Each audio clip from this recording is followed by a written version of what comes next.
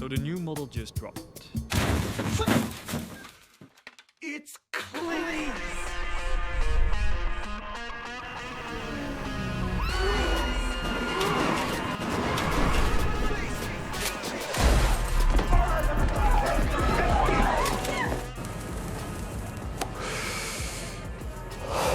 I want my money. Give me more time. You don't have time anymore. Emily, if you see this, then I'm sorry. I love you. And please, please don't look for me. Infection is spreading everywhere and it's too dangerous to go outside. Remember that Mama loves you. Now the day is finally here. We got Kling 3.0 and I'm very excited for this. I've been up for way too long working on this and I've burned through quite a few credits trying to put together this video. I've had a bit of early access for Kling 3.0 thanks to Hicksfield. They were also kind enough to sponsor this video.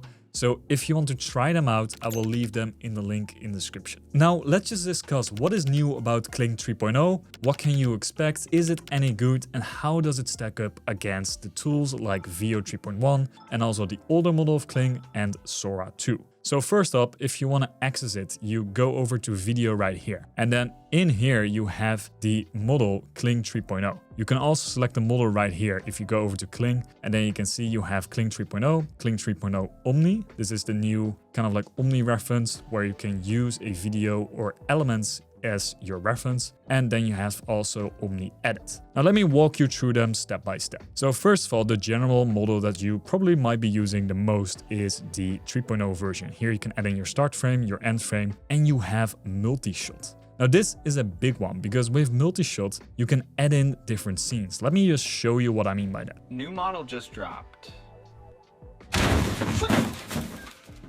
It's Kling! They just dropped 3.0 and it's insane.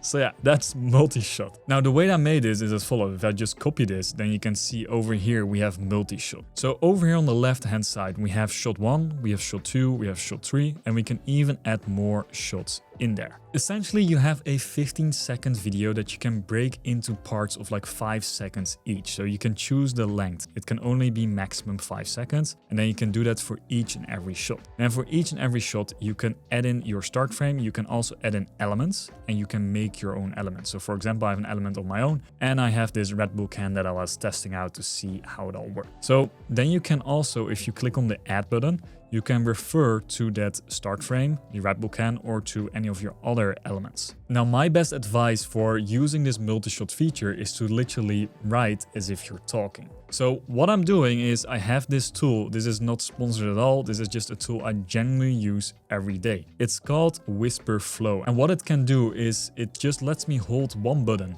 and I can talk. So for example, let me just show you. So I'm just holding this button right here. And as you can see, it is in the bottom recording my mic. And then if I let go of this button, then it is describing or transcribing what I've just said. Now that's what I'm using when I'm typing out my prompt. It saves me a whole lot of time. So again, not sponsored, just want to share this as it's a useful tip for writing your prompts. Essentially, with each shot, you can describe a different type of shot. So I'm starting here with a close-up, then I'm doing an over-the-shoulder shot, and then I'm doing another close-up. You should see each shot as if you're making a small cut. If you want that shot to be shorter, then you can just shorten it like this, and then your duration will also change. Now, essentially, you can do all type of like 1 or 2 second shots in there, and then you can add in like multiple different shots. I believe the limit is 6 shots. So you can describe up to 6 different scenes that are probably about like 2 seconds long in your prompt, right? So that is how you create it. And then you can select the resolution. It's 720 or 1080p. In my opinion, this feature right here is probably the most used feature that you're going to try out in Kling 3.0. So let me show you a few examples of things that I made. For example, we got this giant panda. Let's take a look.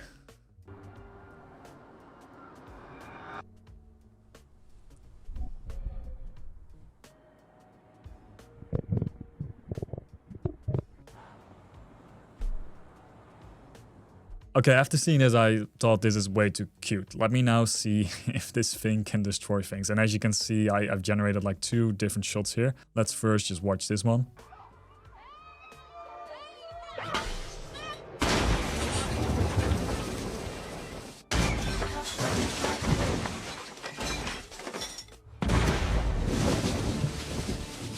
And here you see that multi-shot is coming into play. Now this one might be a bit better.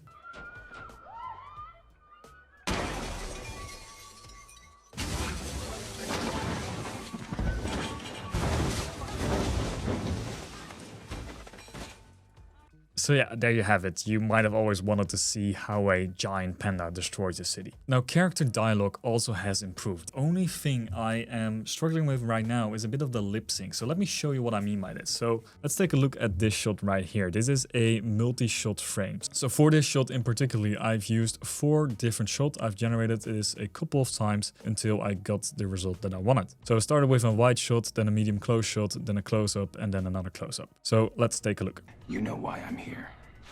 I want my money. Now. Give me more time. I'll get it. You don't have time anymore. The facial consistency on this is really good. Like it's I've seen other examples where it might change a little bit over the course, but overall, like this is the worst it's ever gonna get. Like for where we are right now, this is insane. Like this is, to me, you can do good quality generation with this. And being able to generate multiple different shots with just one prompt or one generation is sick. But now let me show you a few other things that you can now do with the new Kling 3.0. First of all, if you might have not noticed, is if you toggle this off, then you just have a normal prompt box. So you can just do like you're normally doing, you can enter in your prompt, and then you can generate this up to like 15 seconds. So the generation time of like 15 seconds is a new thing here. Usually you were able to do this with just 10 seconds and now we can do it with 15 seconds. So what I like about this being like 15 seconds long is that you can now create a longer continuous scene. Like usually with every AI movie that I've seen, there are like cuts every 5 or 10 seconds. And that is because you can only make 5 to 10 second long videos. And now you can make like longer videos. The only issue is, like you see right here, there's a bit of morphing going on. Like ideally you want to cut that out. So you might have to rerun this or try it a couple more times, which might set you back more credits. Speaking of credits, let's talk a bit about how expensive this model is. So currently, if you were to create a 15-second video, it will cost you 30 credits. Now, if we compare that to the Kling 2.6, then it's kind of like the same. Here you pay 20 credits for 10 credits. Here you pay 20 credits for 10 seconds. So again, it's 5 seconds for each model, so it's the same price. Now, the other big thing is that Kling is exclusively right now on Hicksfield. They are currently also running a promotion where if you get, I believe, the annual plan, you will be getting like unlimited generations. This might change depending on when you're watching this, so I would always carefully check it out and otherwise just go with the monthly plan so you can always switch. But I believe these offers are most of the times on the Ultimate and the Creator plan, which, by the way, this is a good deal though. So credit-wise, it's exactly the same as Kling 2.6, but how does it actually stack up against 2.6? Well, let me show you that in a little bit. Let me first dive to a few more features. Now, the other big thing is Kling 3.0 Omni, and here you can add up to 7 images or elements into your video. So you can add in your image, this can be any type of image, then you can add in a element, so this can be like a character like me right here, and it can also be another like element. So for example, here I have this rap book. Now we can use these elements, and then in your prompting you can, again, if you type in the ad, you can tag them, and then you can like refer to these specific elements or images or whatever you want to have in your video, and that allows you to have more control over what plays inside of your video. Unfortunately, I've been struggling a little bit, so I haven't been fully able to test this out, but I have generated a few other examples that I want to share with you. So first of all, supposedly the audio has improved, so let's actually test it with this video right here. Emily, if you see this, then I'm sorry. I love you, and please don't look for me. The infection is spreading everywhere and it's too dangerous to go outside. Remember that Mama loves you. So yeah, that sounds quite good, but the only way we can really compare this, right, is if we were to compare this to Kling 2.6 and also Google Veo 3.1. So let's do that. I've used the same prompt and the same reference image, and this is what I got on Kling 2.6. Emily, if you see this, then I'm sorry. I love you, and please don't look for me. The infection is spreading everywhere and it's too dangerous to go outside. Remember that Mama loves you. I mean, this was just not as good as the previous one. The previous one, like 3.0, way better. Let's see how it compares to Google Veo 3.1. Emily, if you see this, then I'm sorry. I love you, and please.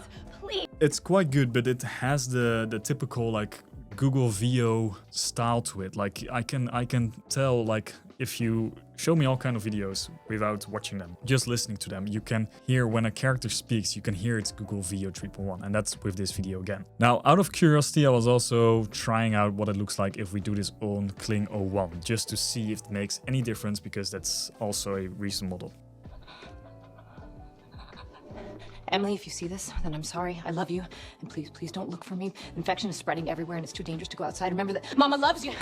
As you heard, just from this test alone, I think Kling 3.0 sounds the best out of all of them. Let me know if you think differently though, because I'm still testing this out. I have done quite a few prompts, but not enough to fully put in my result. Let's continue testing this even further and comparing this also to Sora 2. Now, this is where it gets interesting, because while I was running these tests, I got this strange feeling where I'm like, Sora 2 was also pretty good at like multi-shot. The only issue with Sora 2 is you cannot really put in an image of a human and then animate it or like make a video out of it, because you're just restricted. So Kling kind of like lifts that barrier. So you can now do that with Kling, and it also generates like up to 15-second long videos. So let's actually have a watch. The only way how you can accurately compare Kling to Sora is if you run text to video, because then you bypass all the restrictions. So let me just watch this on like an emotional test to see how good it is at realism. Starting off, we have Kling 3.0.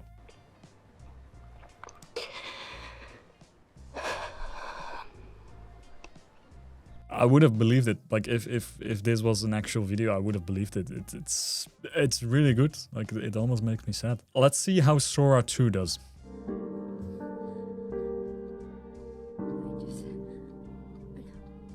I don't know how to stop feeling like this.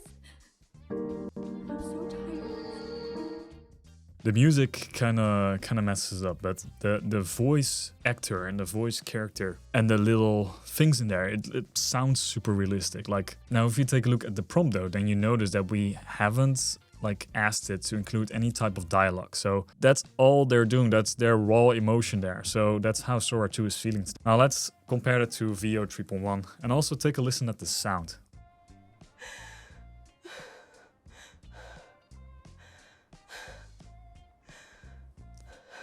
Honestly, it's not bad. This eye tear that she got like there is just bugging me out. It just disappeared. She's doing reverse crying. Fuck, how do you do that?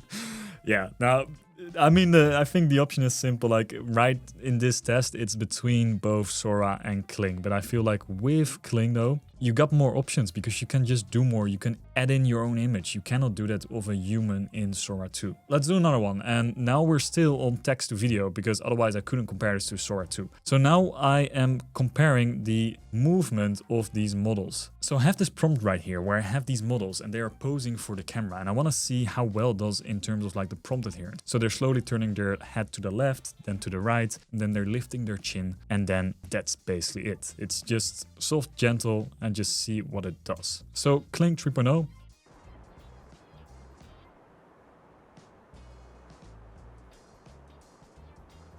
Looks pretty natural to me. Now Sora 2.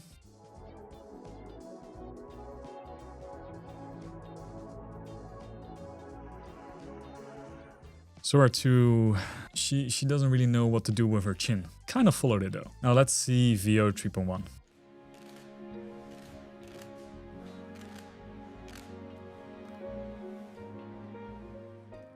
I mean, you could argue that she did follow the prompt though. It's not what I had in mind, but like she went to the left and then spin to the right and then pointed her chin up. Out of all of these, I won't say I'm biased, but I do think Kling is best here. And I've gave them all a fair shot. Like I've done multiple takes and I've picked the best one in case you're wondering this. Next up, I have a shot with a bit more action, but I also want to have more control over it. So I wanted to specifically look at how well it follows up with the prompt. So here I have a start frame and this end frame of two robbers, and they opening the door of a bank and then they find a bunch of people, and we have this security guard. He's sleeping and then he's like, whoa, what the hell is going on? So let's just take a look. So just in particular, I want to compare all of the Kling models here because Sora 2 doesn't let me generate this. Veo, I had a few issues, maybe because there are guns in the shot. And with Kling, I still use all of these models. I still use Kling 2.1. I still use Kling 2.6. So let's take a look.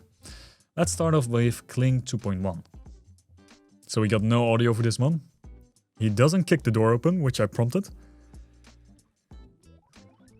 And this guy is he's already seated there. So this one's kind of a fail. But then we go to Kling 2.6. Again, no kicking the door open. The guy is sleeping though. He's morphing though. And then he wakes up. And then he grabs his gun. Decent. Bit too much morphing. Now let's do Kling 01. I mean, that's a weak kick. Yeah, this shot is completely morphed. Like, this is not usable. And lastly, we got Kling 3.0.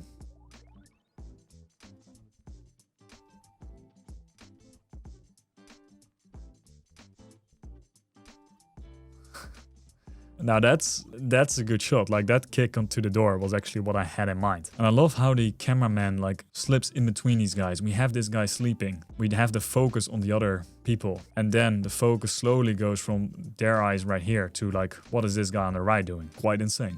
Quite insane.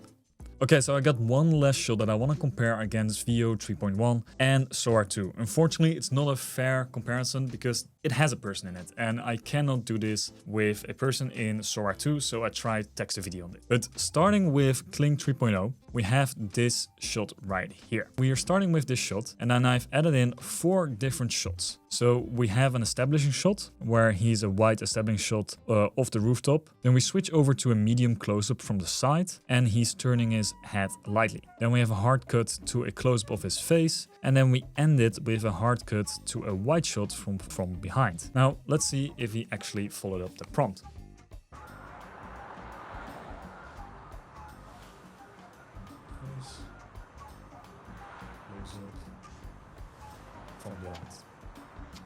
Like, that's dope. Like, AI that actually follows your prompt. That's something I love. I tried this as well with Veo 3.1 because having multi-shot in your video is not a new thing. It's not as good as when you are able to do that multi-shot feature. So let's take a look at Veo 3.1. So we're starting off with the wide establishing shot.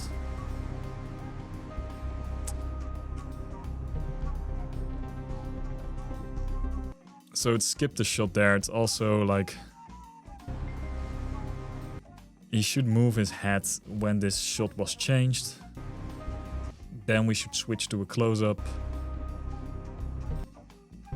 And then we have a shot from behind, but this is not... All my overall opinion on Kling 3.0 is that this is going to be huge for AI filmmakers, advertisers, marketeers, anyone that wants to get their hands on a more advanced model. Now, if you want to try this out yourself, I will leave a link to Hicksfield in the description down below. And also, please sign up to my school community because it's free and I will drop in all of the prompts, including a prompt bot that I use for multi-shot. Now, if you want to see more videos like this one, then click the video that's on the screen right now and I will show you how you can use AI to make cinematic looking ads.